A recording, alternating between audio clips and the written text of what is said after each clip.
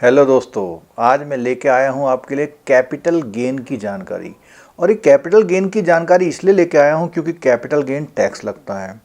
हम लोग जाने अनजाने में बहुत से ऐसे ट्रांजैक्शंस करते हैं जिसमें हमें ये मालूम नहीं होता है कि इसमें भी टैक्स लगेगा और फिर बाद में इनकम टैक्स का नोटिस आता है। कैपिटल गेन टैक्स होता क्या है? पहले कैपिटल गेन की बात करते हैं। आपकी कोई भी ऐसी कैपिटल प्रॉपर्टी, चाहे वो प्लांट हो, मशीनरी हो, व्हीकल हो, लैंड बिल्डिंग हो, आपके कोई पेटेंट हो, ट्रेडमार्क हो, ऐसी कोई भी चीज़ जिसकी फ्यूचर में वैल्यू कुछ होती है और वो आप रखते हैं, खरीदते हैं। खरीदने के बाद कुछ समय पर उसको बेचते हैं तो उसमें जो वैल्यू बढ़ती है उसको इनकम टैक्स एक इनकम की तरह ट्रीट करता है। इसी को हम बोलते हैं गेन, और इसी कैपिटल गेन पर लगने वाले टैक्स को बोलते हैं हम लोग कैपिटल गेन टैक्स। अब ये कैपिटल गेन टैक्स दो तरह का होता है, शॉर्ट टर्म कैपिटल गेन और लॉन्ग टर्म कैपिटल गेन। अब शॉर्ट टर्म और लॉन्ग टर्म का कॉन्सेप्ट क्या है? देखिए, सरकार चाहती है कि अगर आप ऐसी जगह पे इन्वेस्टमेंट करें तो लंबे समय तक रखें, और लंबे समय तक रहेंगे तो कैपिटल की जो प्रोडक्शन होगी वो लंबे समय तक रहेगी और कंट्री की ग्रोथ ज़्यादा होती है। शॉर्ट टर्म और लॉन्ग टर्म के बाइफर्केशन के लिए तीन तरह की प्रॉपर्टी डिफाइन की गई हैं।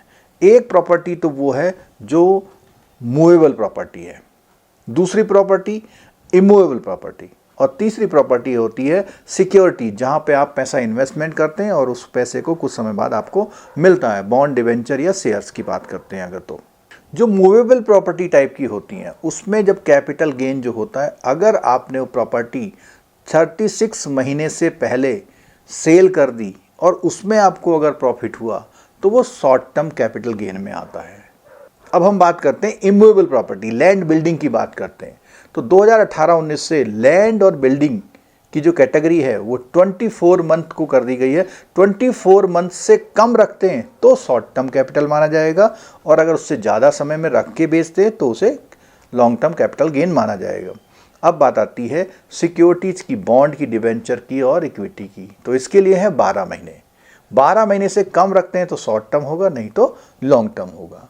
और जो लॉन्ग टर्म कैपिटल गेन है वो फ्लैट 20% लगता है। किसी भी इन तीन कैटेगरी में जो भी आपको लॉन्ग टर्म कैपिटल गेन हुआ है उसमें 20% का टैक्स लगता है, और अगर आपकी टोटल इनकम 10 लाख से ज़्यादा है तो आपको जो गेन होता है वो उस पर टैक्स जो लगता है उस पर टैक्स पे 10% का सरचार्ज भी लगता है, प्लस जो सेस है हमारा 4% का एजुकेशन वाला वो भी लगता है। अब इससे कैसे हम बच सकते हैं कि हमारा टैक्स कम से कम लगे? देखिए, दो तरीके हैं।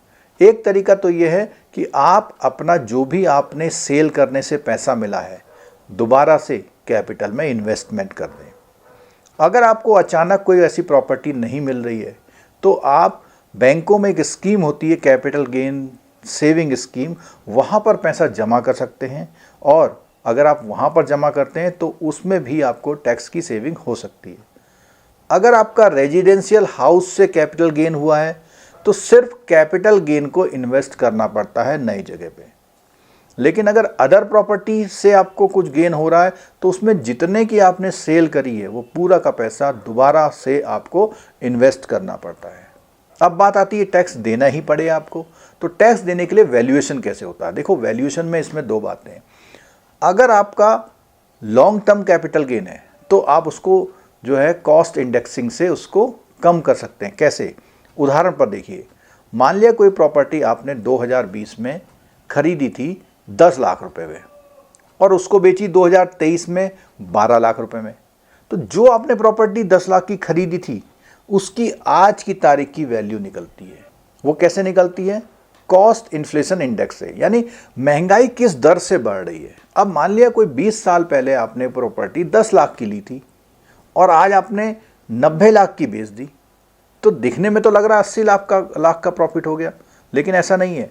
जो 10 लाख आपने तब खरीदी थी उसकी आज की वैल्यू कन्वर्ट की जाती है। कैसे की जाती है? पुरानी वैल्यू को मल्टीप्लाई किया जाता है आज के कॉस्ट इन्फ्लेशन इंडेक्स से और डिवाइड किया जाता है उस समय के कॉस्ट इन्फ्लेशन इंडेक्स से। तो अगर आप ऐसा करते हैं तो आपकी आज की वैल्यू निकल आती है। तो जितने में आज आपने सेल किया है प्लस पुरानी वैल्यू आज कितनी हो गई। मान लिया आपने 90 लाख में सेल किया है पुरानी वैल्यू आज निकल के आ रही है, जो 10 लाख थी वो 70 लाख निकल के आ रही है इंडेक्स के बाद, तो आपका केवल 20 लाख का प्रॉफिट होगा, उसमें ही आपको केवल कैपिटल गेन टैक्स देना होगा। ये फ़ायदा short term capital gain tax में नहीं मिलता। यानी अगर आपने 36 महीना, 24 महीना या 12 महीने से पहले जो भी हमने सिक्योरिटी बताई थी उससे पहले आपने सेल कर दी तो आपको इंडेक्सेशन का फ़ायदा नहीं मिलेगा। सीधे कितने में खरीदी थी और कितने में बेची थी उसका डिफरेंस पे आपको टैक्स देना होगा।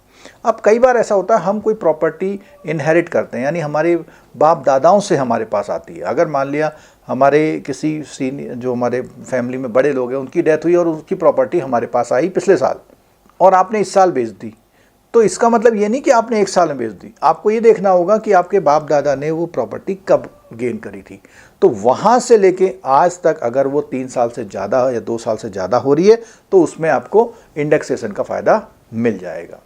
तो स्क्रीन पर आप देख सकते हैं कि शॉर्ट टर्म कैपिटल गेन का फॉर्मूला क्या है और लॉन्ग टर्म कैपिटल गेन का फॉर्मूला क्या है।